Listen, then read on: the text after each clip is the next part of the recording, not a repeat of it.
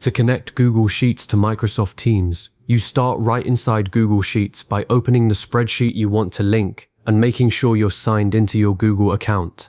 That's your first concrete step. Just have the sheet ready with the data you want to send, like a project tracker, a sales log, or a task list. Once that's open, sign into Microsoft Teams in another tab or on your desktop, so both accounts are active. You don't need to do anything inside Teams yet, just have it ready. The actual bridge between these two tools is built using an automation platform like Make or Zapier, so go ahead and open whichever you prefer. Both work similarly for this task. If you're new to automation, Zapier is often the more beginner-friendly choice, while Make gives you a little more visual control over complex workflows. Either way, sign into that platform and create a new automation workflow. This is often called a Zap in Zapier or a scenario in Make, but the concept is the same. You're telling a robot what to watch for and what to do when it sees a change. Now you'll set up the trigger, which is the event that starts everything. Choose Google Sheets as your trigger application. The platform will then ask you to connect your Google account. This is a standard OAuth authorization, so you'll see a Google permissions screen. Click Allow, and it will confirm the connection. This is safe. You're just giving the automation platform permission to read the data in your sheet, not to delete or alter anything. Once connected, you'll configure the trigger. The most common trigger is New Spreadsheet Row, or New or Updated Spreadsheet Row. That means whenever someone adds a new row, like a new task or a new sale, the automation will fire. Select your specific spreadsheet and the exact sheet tab within it. If your sheet has a header row, tell the platform that row 1 is the header, so it can correctly label the columns. This is a common spot where beginners get tripped up. If your sheet has headers like name, status, and due date, but you don't mark the first row as a header, the automation might grab that row as data, so double check that setting. With the trigger set, it's time to build the action. Add Microsoft Teams as your action application. You'll again need to authorize the connection, this time to your Microsoft 365 account. The same OAuth process happens, and you'll click Allow for the permissions it requests. Once connected, choose an action. For most use cases, you'll want Send Channel Message, which posts a message into a specific channel in a specific team.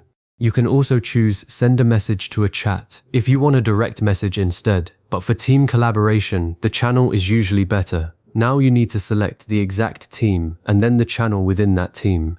If you don't see the team or channel you're expecting, make sure you have the right permissions in Teams. You need to be a member of that team with at least basic posting rights. Here's where the real power comes in. You'll now map the spreadsheet values into the Teams message.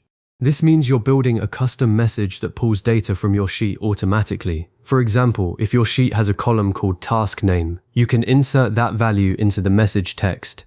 Most automation platforms will show you a list of available fields from your spreadsheet trigger. Click into the message box and you'll see a drop-down or an Insert Data button. Choose the column you want to appear in the message. You can also mix static text with dynamic data. A good message might look like New Task Assigned, Due By, Due Date, Status, Daced. This way, every time a row is added, the exact information from that row gets posted into Teams. You can even format the message with Markdown if you want bold text or bullet points, though keep it clean since Teams has its own formatting quirks. After you've built the message, run a test. The platform will simulate the trigger, usually by showing you a sample row from your sheet or letting you choose a recent row. It will then try to post that sample into your chosen Teams channel. Go check the channel in Teams. You should see the test message appear. If it looks right, you're golden. If the formatting is off or a value didn't come through, go back and adjust the mapping. Common issues are accidentally leaving a space or not matching the column header name exactly. Once the test passes, you're ready to go live. Turn on the automation. From that moment forward, any new row added to your Google Sheet will automatically push a message into your Teams channel, keeping your whole team in the loop without anyone having to manually copy and paste. You've successfully connected Google Sheets to Microsoft Teams. The real benefit here is time saved and errors eliminated. No more forgetting to update a team member. No more stale spreadsheets that nobody checks. The data flows from the place where it's captured directly into the conversation where decisions are made.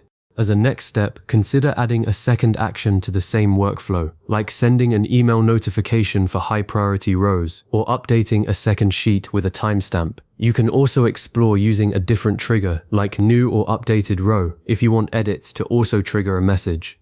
Save a copy of this workflow so you can duplicate it for other teams or projects. If you ever need to pause it, just toggle the automation off. It won't delete your connection, so you can turn it back on anytime. Thanks for sticking with me, and if you found this process useful, you know where to come back to whenever you need to set up another spreadsheet to Teams link.